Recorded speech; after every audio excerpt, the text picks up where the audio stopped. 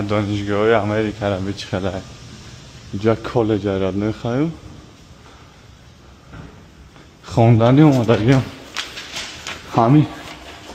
کامت پتنک ها یا شکو 18 ساله 19 20 کو لبای خیلی بزنه را نمیم فقط خوندنی های کو این هم خیلی اون وریانت خوندن باشه خوندنی بیه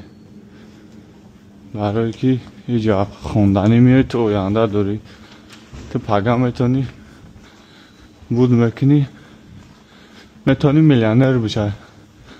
همین نیم میلیونر امریکا وقت شده امریکا خوندنی اومدگن همه شهر دیگه دولت بودگن این نهازی